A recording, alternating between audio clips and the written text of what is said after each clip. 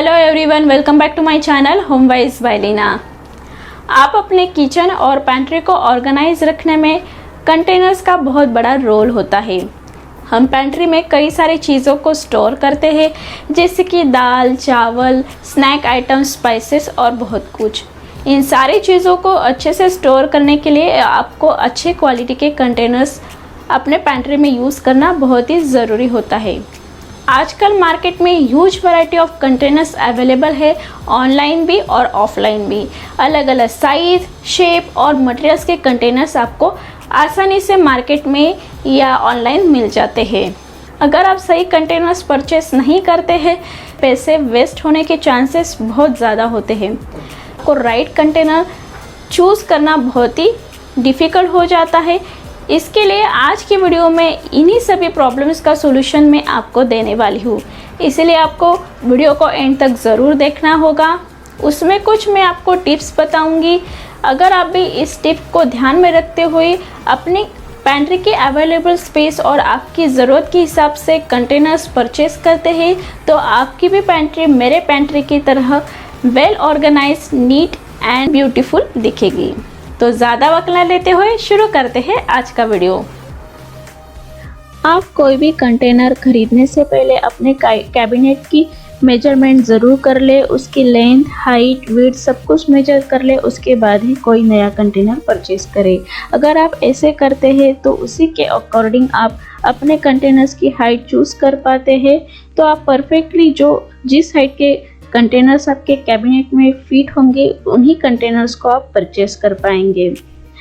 अगर आप बिना सोचे कोई कंटेनर्स खरीद लेते हैं तो कई बार इस तरह के बड़े कंटेनर्स आ जाते हैं जो आपके शेल्फ में फिट नहीं होते हैं। कई बार बहुत ही छोटे कंटेनर्स हो जाते हैं जो बहुत ही स्पेस को छोड़ देते हैं। तो अगर आप हाइट इस तरह के हाइट या मेजर करके परचेस करते हैं तो ये परफेक्टली फिट होने वाले कंटेनर्स को आसानी से परचेस कर पाते हैं। हम किचन के पैंट्री में दाल, चावल, स्पाइसेस, स्नैक आइटम को स्टोर करने के लिए अलग अलग साइज शेप के कंटेनर्स यूज़ करते हैं। कई बार हम कोई चीज़ ज़्यादा क्वांटिटी में यूज़ करते हैं, जैसे कि ये फरसान ज़्यादा क्वांटिटी में आता है तो इसे बड़ा कंटेनर आप यूज़ कर सकते हैं। ये है दाल, ये मैं 1000 ml के कंटेनर में स्टोर करती हूँ। जैसे कि ये पाउडर स्पाइसेस हो गए, इनको स्टोर करने के लिए इतने साइज़ का कंटेनर काफ़ी है। और हम जब डेली में कुछ इस तरह के जीरा, राई यूज़ करते हैं तो इनके लिए छोटे कंटेनर परफेक्ट होते हैं। और कोई आइटम हम यूज़ करते हैं, इनको रखने के लिए ये राउंड शेप के क्यूट वाले कंटेनर्स का इस्तेमाल कर सकते हैं। और ये आपके फैमिली साइज़ पे भी डिपेंड होता है कि आप कौन सी चीज़ ज़्यादा या कम खाते हैं, उसी हिसाब से आप कंटेनर की साइज़ चूज़ कर सकते हैं। अगर आपके पास भी इस तरह का वाइड शेल्फ हो तो आप भी मेरी तरह इस शेल्फ को ऑर्गेनाइज कर सकते हैं। इसमें मैंने कंटेनर्स के 3 रोज़ बनाए हैं। यहाँ पे मैं स्पाइस सेक्शन तैयार कर रही हूँ। सबसे पीछे वाले कंटेनर्स रखने के लिए मैंने इसे एक अच्छी सी हाइट देने के लिए घर पे ही जो मेरे पास बेकार पड़े बॉक्सेस थे, इनको हाइट देने की कोशिश की है। उसके बाद मैंने दूसरी रो लगाई है। यहाँ पे मैंने खड़े मसाले रखे हैं और सबसे आगे मैंने छोटे कंटेनर्स रखे जहाँ पे मैंने सीड्स मसाले जैसे जीरा, राई, अजवाइन इनको रखा है। अगर आप इस तरह से पूरे असेंडिंग ऑर्डर में या रो में कंटेनर्स को रखते हैं तो आपके वाइड शेल्फ की जो स्पेस है वो आप अच्छे से यूटिलाइज कर पाते हैं। यहाँ पे मैंने सारे कंटेनर्स को लेबलिंग किया है और वैसे ये ग्लास कंटेनर है तो इजीली विजिबल भी है। अगर आप असेंडिंग ऑर्डर रखते हैं तो लास्ट वाले कंटेनर में क्या रखा है या क्या आपको लास्ट वाला कंटेनर निकालना है तो आगे कंटेनर निकालने की ज़रूरत नहीं है, आप आसानी से पीछे वाला कंटेनर निकाल सकते हैं। आप इस तरह से रो बना के असेंडिंग ऑर्डर में वाइड शेल्फ के स्पेस को यूटिलाइज कर सकते हैं। लेबलिंग मैंने पहले भी कई सारे वीडियो में पहले ही बताया है कि लेबलिंग करने से आपकी जो पैंट्री है ये यूनिफॉर्म लगती है। आपके पेंट्री की मोनोटोनी मेंटेन रहती है, उसी के साथ वो सुंदर, नीट एंड ऑर्गेनाइज दिखती है। लेबलिंग का फ़ायदा ये है कि अगर आपके कंटेनर सी थ्रू नहीं होंगे, जैसे कि ग्लास कंटेनर है, अगर वैसे नहीं होते हैं तो लेबलिंग से ही पता चल जाता है कि अंदर वाले कंटेनर में क्या रखा है। अगर आप इस तरह के जो कंटेनर्स यूज़ करते हैं और असेंडिंग ऑर्डर में इन्हें ऑर्गेनाइज करते हैं तो लास्ट वाले कंटेनर में क्या रखा है ये लेबलिंग से भी इजीली आपको पता चल जाता है। तो बार बार आगे वाले कंटेनर्स उठाने की भी आपको ज़रूरत नहीं होती है। यहाँ पे मैंने ब्लैक स्टिकर का इस्तेमाल किया है लेबलिंग के लिए। अगर आपको लेना है तो उसकी लिंक मैंने डिस्क्रिप्शन बॉक्स में दी है, आप वहाँ जाके चेक कर सकते हैं। आप कोई भी नया कंटेनर खरीदने से पहले पुराने खराब हो चुके कंटेनर्स को डिस्कार्ड कीजिए और जितने अच्छे हैं उतने ही रखें और जितने कंटेनर्स की आपको एक्चुअल में ज़रूरत है उतने ही खरीदें। आप बेफिजूल के ज़्यादा कंटेनर्स को बिल्कुल भी ना खरीदें और आपके पैसे कभी भी वेस्ट ना कीजिए। यहाँ पे आप देखेंगे कि इस ग्लास वाले कंटेनर का जो ढक्कन है वो इस पे जंग लग गया है, तो मैं इसे डिस्कार्ड रही हूँ, लेकिन नीचे का जो पोर्शन है वो अच्छा है तो मैं इसे रीयूज़ करूँगी, DIY बना के कोई प्लांटर यूज़ करूँगी। इसी तरह ये दो ग्लास कंटेनर सेम थे, लेकिन इसका ढक्कन मेरे से गिर गया था तो टूट गया, तो इसीलिए मैं इस ग्लास कंटेनर को डिस्कार्ड कर रही हूँ, लेकिन मैं इसका कोई ना कोई DIY ज़रूर बनाऊँगी। इसी तरह ये जो कंटेनर्स है ये थोड़े लो क्वालिटी के निकले, क्योंकि इनके सारे जो जार्स के ढक्कन है वो जंग लगने लगे कई दिन बाद। तो मैं इसमें कोई भी सामान स्टोर करना हार्मफुल है, तो मैं इन सारे कंटेनर्स को डिस्कार्ड कर रही हूँ और जितने कंटेनर्स मैंने निकाले हैं उतने ही मैं बाद में खरीदने वाली हूँ और जितने अच्छे हैं उतने मैं पेंट्री में रखूँगी और जितने खराब है उतने ही नए खरीदूँगी। Think about functionality before buying. सही कंटेनर को चूज़ करने से पहले उसकी फंक्शनैलिटी को भी ध्यान देना ज़रूरी है।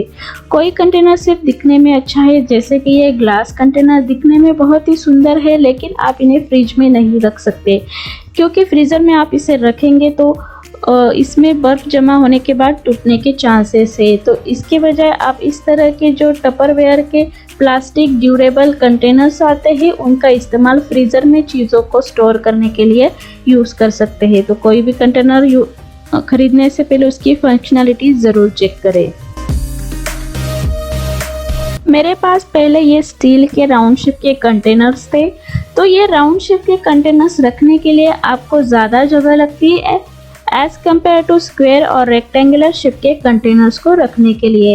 ये मेरे पास पहले से ही पुराने कंटेनर्स है। यहाँ मैंने 5 कंटेनर्स रखे हैं और इसी सेम जगह में आपको मैं आगे की तरफ ये स्क्वायर वाले ग्लास कंटेनर रख के दिखा रही हूँ। आप इजीली देख पाएंगे कि जहाँ पे मैंने 5 रखे हैं स्टील के कंटेनर, उतनी ही जगह पे मैंने स्क्वायर शेप के 6 कंटेनर आसानी से रख पाई हूँ। मतलब मैंने स्क्वायर कंटेनर्स का यूज़ करके जो स्पेस है वो मैक्सिमाइज की है, मतलब मैं एक कंटेनर ज़्यादा रख पाई हूँ। अगर आप इसी तरह कोई भी कंटेनर खरीदते हैं, उसके पहले जो आपकी स्पेस कितनी अवेलेबल है, कितना आप इसे यूज़ करना चाहते हैं, उस पर आप कंटेनर का शेप डिसाइड कर सकते हैं। यहाँ पे आपको नज़दीक से बता रही हूँ कि 2 कंटेनर्स राउंड शेप के रखे हैं और आगे 2 स्क्वायर शेप के रखे हैं। तो आप इजीली देख पाएंगे कि राउंड शेप कंटेनर ने ज़्यादा जगह घेरी है as compare to square shape वाले कंटेनर की। तो शेप ऑफ कंटेनर ये अगेन इम्पोर्टेंट फैक्टर है अगर आप नया कंटेनर लेना चाहते हैं। अगर आपके कैबिनेट की हाइट ज़्यादा हो, जैसे कि ये शेल्फ है उसकी हाइट ज़्यादा है, तो आप स्टैकेबल कंटेनर्स का इस्तेमाल कर सकते हैं। यहाँ पे मैंने इस तरह के कंटेनर्स रखे हैं, लेकिन ऊपर वाली स्पेस वेस्ट हो रही थी, तो इसकी जगह आप अगर इस तरह के स्टैकेबल कंटेनर, मतलब एक के ऊपर एक रखने वाले कंटेनर परचेस करते हैं, तो आप स्पेस को मैक्सिमाइज कर पाते हैं और ज़्यादा कम जगह में ज़्यादा कंटेनर्स आसानी से रख पाते हैं। तो कोई भी चीज़ खरीदने से पहले आप अपने कैबिनेट की स्पेस और ये जो स्टैकेबल वाले कंटेनर्स वाला फैक्टर है इसे ज़रूर चेक कीजिए, तभी आप नया कंटेनर परचेस करें। आजकल मार्केट या ऑनलाइन में बहुत सारी वैरायटीज़ के मटेरियल्स के कंटेनर मिलते हैं, जैसे कि प्लास्टिक, ग्लास, स्टेनलेस स्टील और सिरेमिक। तो अब हम एक के बाद एक कंटेनर्स का एडवांटेज डिसएडवांटेज देखते हैं। ये है प्लास्टिक कंटेनर। इसकी प्राइस कम होती है और इसे मेंटेन रखना भी बहुत ही इजी होता है। और अगर आप अच्छे क्वालिटी के कंटेनर्स परचेस करना चाहते हैं तो BPA फ्री वाले कंटेनर्स परचेस कीजिए। अगर सादा कंटेनर आप यूज़ करते हैं तो आपकी ये हेल्थ के लिए बेनिफिशियल नहीं होता है, तो इसकी जगह पे आप इसे टपरवेयर वाले कंटेनर यूज़ करिए जो एयर टाइट भी होते हैं और BPA फ्री होते हैं। अगर आप इसमें कोई चीज़ स्टोर करते हैं तो इसकी शेल्फ लाइफ भी बढ़ती है, और अगर आप गलती से भी कोई पार्टिकल आपके शरीर में चला जाता है, इससे कोई भी हार्मफुल इफ़ेक्ट आपके बॉडी पे नहीं होता है। तो जब भी खरीदें तो अच्छे क्वालिटी के प्लास्टिक जो कंटेनर है उसे ही खरीदें। ये अलग अलग साइज, शेप और डिज़ाइन के भी प्लास्टिक कंटेनर आते हैं जो देखने में बहुत ही सुंदर होते हैं। इसके बाद आते हैं ग्लास कंटेनर। ग्लास कंटेनर भी देखने में सुंदर लगते हैं और उसके अंदर क्या रखा है वो इजीली विजिबल भी होता है, लेकिन ये प्लास्टिक कंटेनर से बहुत ज़्यादा एक्सपेंसिव भी होते हैं। ये अलग अलग साइज शेप में आते हैं और एयर टाइट भी आते हैं, जैसे कि ये राउंड वाला कंटेनर जो एयर टाइट है। अगर इसमें कोई आप चीज़ रखते हैं तो वो ख़राब नहीं होती है, कोई भी कीड़ा इसमें नहीं लगता है। तो मैं जनरली पेंट्री में ग्लास कंटेनर्स का ही इस्तेमाल करती हूँ, क्योंकि वो दिखने में भी बहुत सुंदर लगते हैं, लेकिन इसे केयरफुली हैंडल करना पड़ता है। अगर बाय चांस आपके हाथ से फिसल जाता है तो जनरली ब्रेक डाउन हो जाता है, और इसका जो वेट है वो भी थोड़ा सा हाई होता है as compare to plastic container. अगर मेरी पर्सनल चॉइस, मैं ग्लास कंटेनर को ही देती हूँ। अगर मेंटेन करने की बात करें तो इसे मेंटेन रखना भी बहुत ही इजी है।